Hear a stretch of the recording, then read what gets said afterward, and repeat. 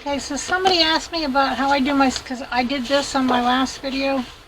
And these are masks. You're masking out the area that you don't want to print, or you don't want to print on that layer. You could put a layer of paint and then put these on and then another layer over. But you're masking out an area. That's what these are. They're not stencils. They were asking me how I do my stencils. And I'll show you. I was thinking of doing one with my neurographic art, and I do a lot of just doodling on computer paper with my designs, and I just do what I usually do is I do them in a light pen. Then if I don't like them, I don't do any more, and if I kind of like the design, then I will come back with the thicker Posca pen or the Sharpie marker. Sharpies are good, and they're cheaper too. That's why I like those. But what I'm going to do, I'm going to make a stencil out of one of mine. Now I like this design, and it started out like this, just a pen, and I went over it with a little bit thicker Sharpie marker to just get the idea and round out the edges and all that. Then when I decided to make a stencil out of it, I went over it with this heavy Posca pen to make thicker lines, because it's going to be easier for me to go in and cut those lines if they're thicker. Now as I'm cutting my stencil, I'll make decisions. I'll change things usually, so if it doesn't look like I'm cutting exactly on the line, I'm probably not going to do the video of me cutting the whole thing out, but I'll just show you basically what I do. And what I use are these, and this is going to be hard to see. Hold on, let me put my cutting mat over it. This is those cheap, can you see the little rings? They go in the notebooks. And I get them at the dollar store. I think they're 3 in a pack or something. And they're just cheap plastic, but they're good thick plastic. Thick enough to cut a good stencil out of. So, now as far as the size goes, let's see. Well, this was printed on the 8x10 gel. So as you can see, they are big enough to make a stencil that'll go the whole way over the 8x10 gel print. This border here, this is where the gel plate is. So what I'm going to do, because on the stencils, it's good to have a border if it's a complex stencil so that you can anchor things to it. And I'll show you what I mean as I'm going along. If you've never done a stencil, this is a good Stencil 101. Now this is a complicated stencil, but now I'm going to take, and you can see where the little dots are here. I don't know if you can. Can you see the little dots? Well, that's going to be my line to cut this.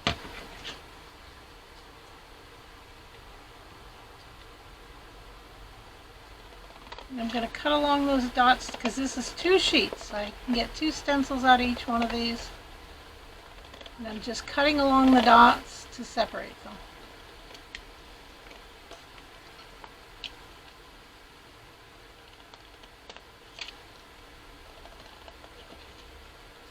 I hope the glare isn't killing me up there. Now, I guess you could use an Exacto knife and do it, but this is just my way.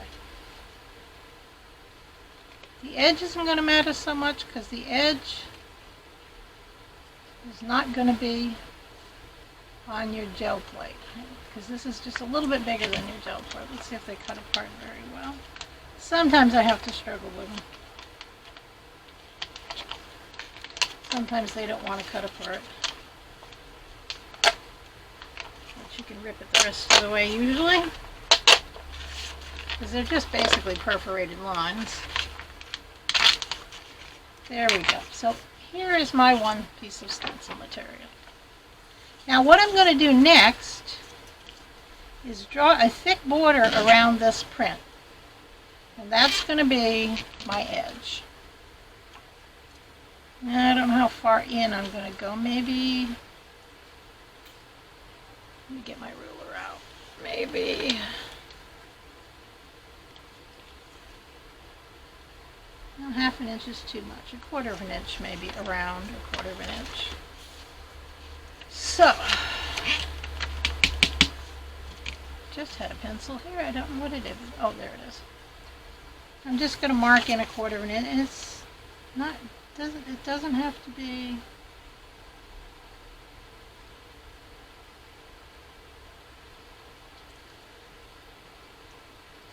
Here as I go off into space. 1/4 inch is good. Right at the H there.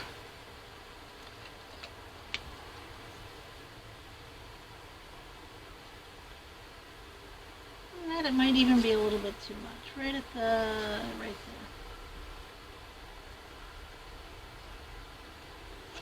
So let's see where that goes on the ruler.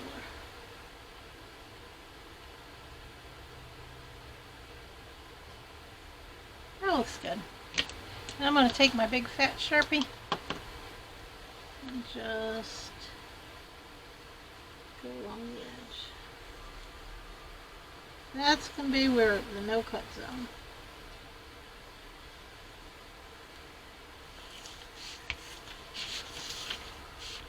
That's going to be the edge of my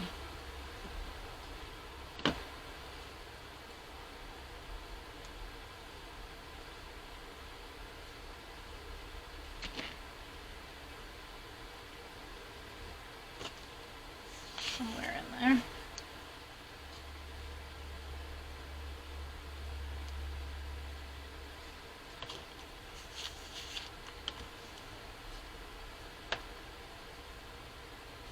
Down a little.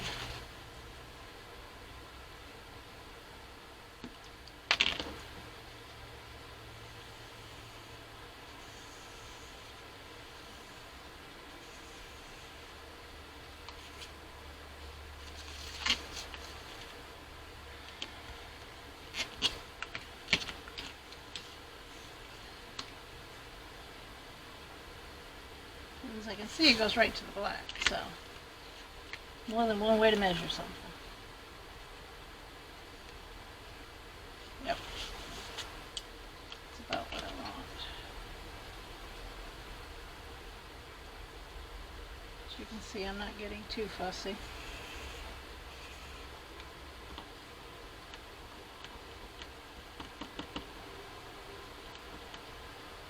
Been using this big marker a lot. I might need to buy a new one.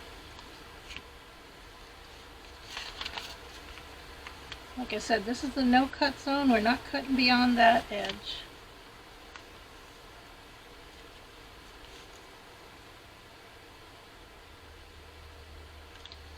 I'm just kind of eyeballing it right now. All right.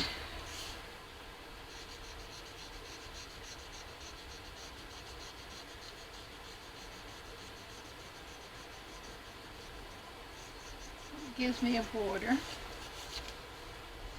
I'll show you what I mean by alterations as you go along.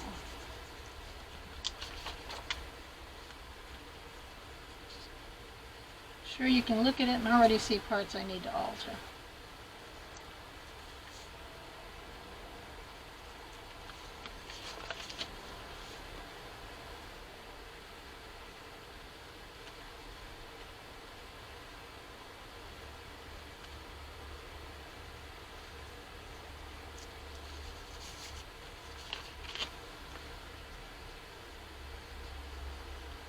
Well, the first thing I need to do, if you've done neurographic art, and if you haven't, there's plenty of channels to teach how to do that.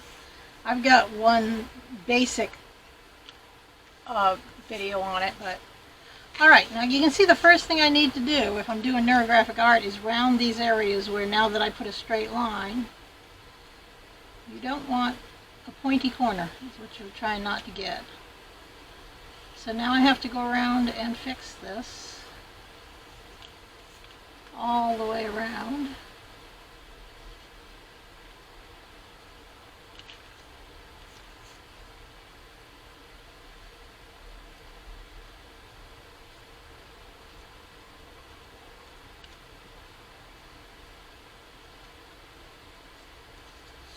I want everything to be smooth. Now see, right now, right here, I can make a decision to round that, or is that too small? Do I want to get rid of it? So I will make those decisions as I go around.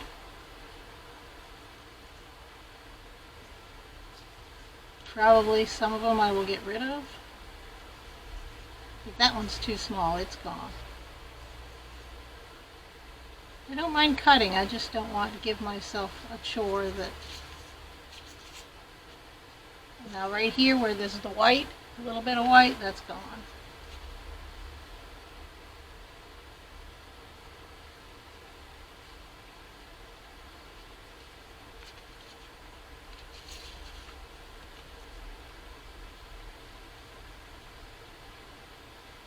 Now usually what I would do is I would take this in the house. I have a copy machine out. I have a printer out here. I just have not set it up yet. Me and technology. We don't like each other. But I have one in the house, and I would normally take this in and make a copy of it before I cut it with a stencil. But I'm not going to do that today. I'm just going to cut it out because it's, you know, it's a neurographic design. It can be, well, I probably couldn't duplicate it if I tried. But it's not that difficult to do another one. And if you did mess it up, you can use the parts that you didn't mess up, and you still have a good stencil.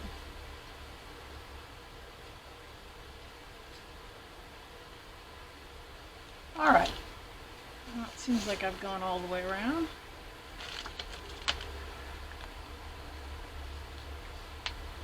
Alright, so what I'm going to do now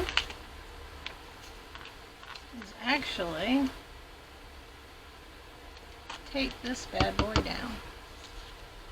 Which is easier said than done because I haven't used the tape in a while, so I don't know where it is. But, no, I don't like that kind of tape. Tried using drafting tape for something. What I forgot was drafting tape likes to come apart. That's the whole point of it. Alright, so now I've got it lined up. Let me turn my cutting mat over to the cutting side. Got it lined up. And just somewhere where I'm not going to be cutting, I'm going to stick the tape down, make sure it stays lined up. That's what this knife, this edge works nice for having a place to tape.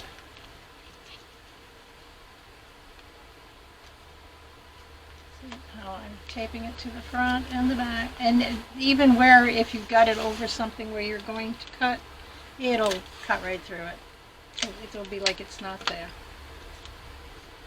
Now let me see why this is not, it slipped.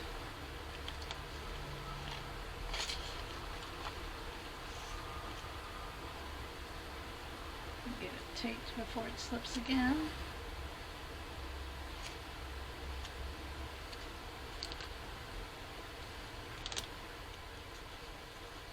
And see, I went over there a little, but okay.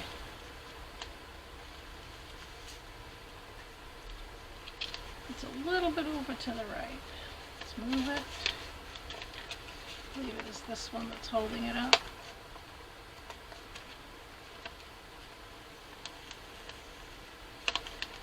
Tape actually comes off quite nicely to the plastic. Okay, there we go. Now it's taped. It's flat.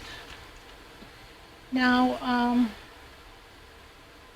going to use just a regular Exacto knife for this. I'm going to go in and get my blades and change them, and then I will be back. Okay, I have a variety of cutting tools. I keep them all in this little, the larger one, which you can use. I have this one, which is a swivel, which is not bad, but I haven't used it that much yet.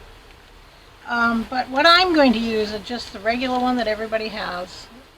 It's just the regular Exacto knife. Now, I just changed this blade when I did the birds, so I'm going to keep it in, but I might stop and change the blade because I think it doesn't hurt to get a new blade for every good-sized project. So we'll see how this one will do.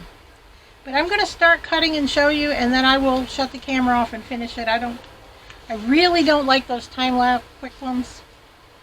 Quick videos. Drives me crazy. Now I'm going to start with this in the middle. Work my way out because it keeps the outside stronger. And that's just the way I've always done it. But basically, and I'm using one of the cheap cutting mats from, it might be a Walmart one, but it comes in, it's got the little fish and the chicken on another different color and the veggies on another color and then something else on another color. I don't know, they're not very much money, but I like them. I mean, I like the self-healing mats, but I like to be able to, if I want to do this here, do it here. If not, go in the house and do it at the kitchen table if I'm, you know, watching something cook or whatever. I want it to be portable. That's why I use these. And you can also use the clear ones, like the ones that I use for a printing plate. So, but right now I'll show you what I'm going to do. I don't know what that is. Oh, I got some paint on the... But basically, I'm just cutting along the line. Now I will move as I cut. Taking it slow. Moving it along as I go.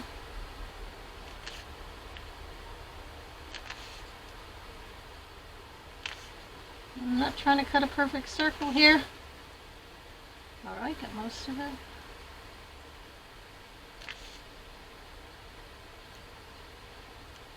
And when you're done, if you find you got little bumps or something, you can go in and clean up. And you can actually save these, but I don't. You can go in and clean up with a tiny pair of scissors if you get some. Like I went over the edge there. I'm not worried about that. But as you can see, it cuts this stuff very nicely.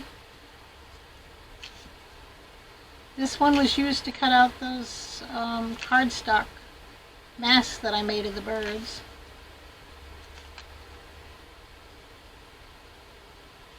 I don't think I need to zoom in. You can basically see I'm just cutting a little bit and moving, cutting and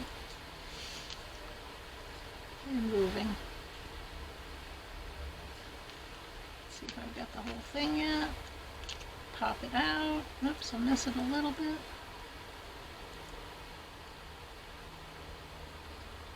I'm not being really... Now if I was doing a picture, a house, anything, still life, I'd be more diligent about getting along the... Now see, I've got this sticking up here. I can go in with a pair of scissors and finish that off like that. Alright, and I work like in a circle, like I would work here, here, here, here, and then I'd come over here and work my way around kind of in a spiral when I do this. And I keep my fingers holding down. I'd never put them behind the blade. Never put your fingers behind the blade, but keep them in more than one place holding down that plastic.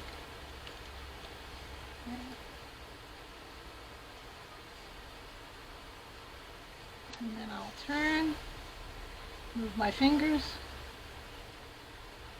Always be aware your fingers need to be in front of your blade, not behind it.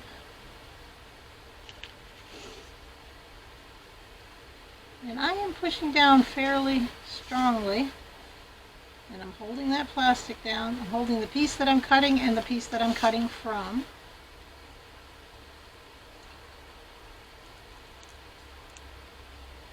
Trying to be aware of where I started. And there you go. Alright, I'm going to do the rest of this. Like I said, I go around in a spiral when I do it, and then I will come back on camera because I have to turn this air on or I'm going to die out here. I'll be back. Okay, I finished cutting it out, and while I was like I said before, I make decisions as I'm cutting. Certain things, I left some of the little circles out, especially closer to the edge. And in certain cases, I made two circles together into one big one. And as you can see, I had a couple overcuts. I don't know. Let me come down on it so you can see. There you go. Right here, I had overcut, and I'd cut that little bar. So I just put Scotch tape over it and recut both of them. And I did that same thing over here where I accidentally went too far and cut the bar. That's supposed to be a line. But as you can see, I don't know if you really can, it's all cut, it's all ready to go. And these are not really strong, but they're not as weak as paper stencils. So And if there's any place you want to you could put tape around the edge to reinforce. Now at this point, if you don't want the straight edge, I don't care because it goes over my gel plate that I'm going to use. But you can always come in. Let me use a white marker to show you. Once you get to this point, you could always come in and cut like, if the white will show up, and cut like, you know, round it off here and cut up there and just get rid of the straightness of that if you want, like sort of like a lace edge. I'm not going to do that. I'll be right back when I get my plate set up and I'll show you how this prints.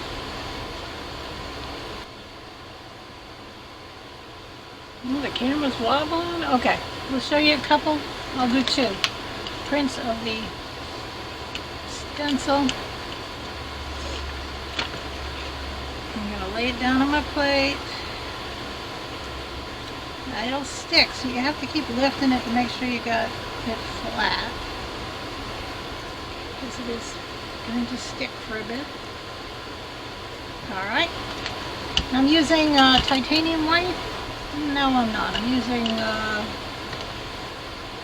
titanium green pale.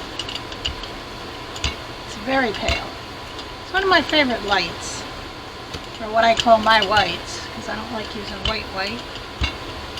Now see, I didn't get it totally flat. You can see how it's buckling here and there, but it's okay. It's the first time. Now gently pull it up, because like I said, these are not as fragile as paper, but they're a little bit fragile. And you actually could take that as it's wet there and make a print. Okay, let's rub this down good. I'm hoping this black paper stuck a little bit last time I was using it. It's a nice black paper, more like a cardstock. See, I can remember that name.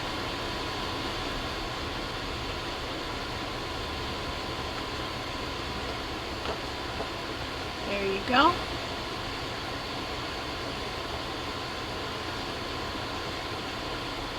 I'll probably go back and adjust so that this doesn't happen again, but isn't that cool? Let's pull this up again.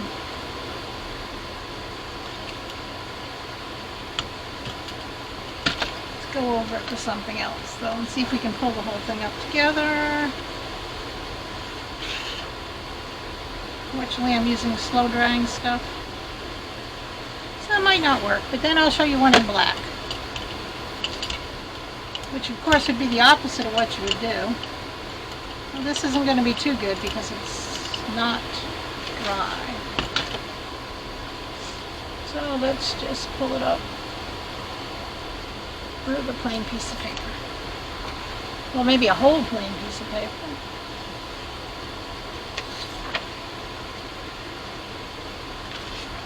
I'm going to have to do some prints on my 5x7 because I got lots of little sheets of paper.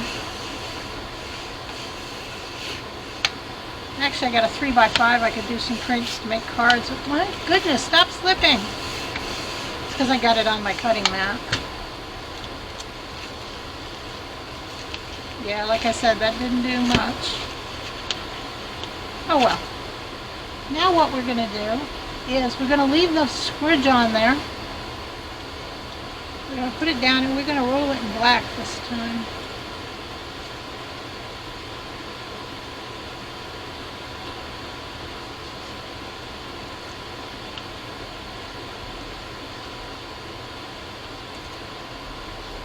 Now I can adjust it here and there. Alright, we're going to roll it in black.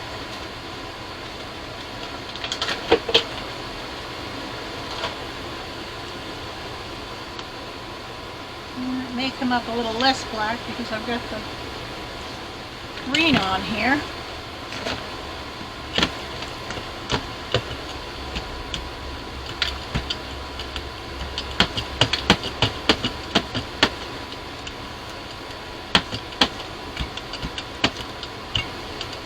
I want to get a good coat. This is going to be underneath the coat, there's going to be that blue too. So it's going to be different. But I'm going to roll it up on a sheet that's already got something on it. Careful, careful, careful.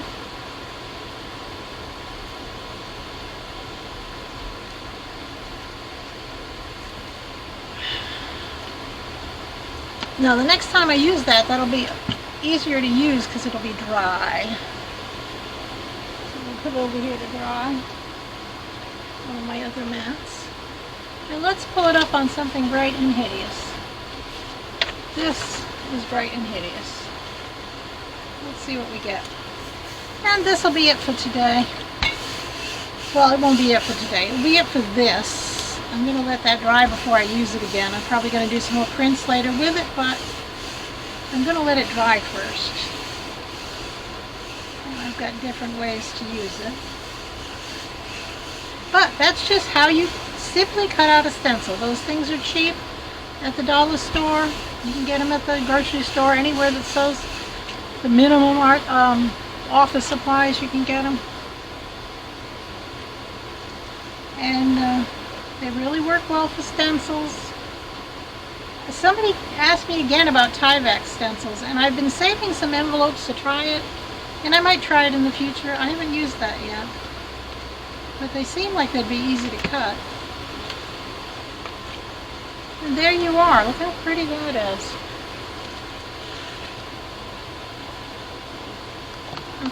There's very little on this, so I'm probably not going to do the pictures at the end like I usually do, but there's that one.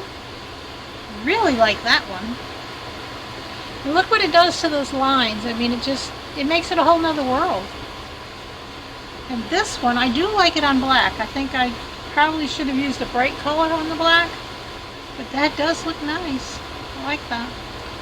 So that's what I did today. I'll be doing some more later. I've got a whole bunch of kind of reject prints over here from other projects that I would like to do.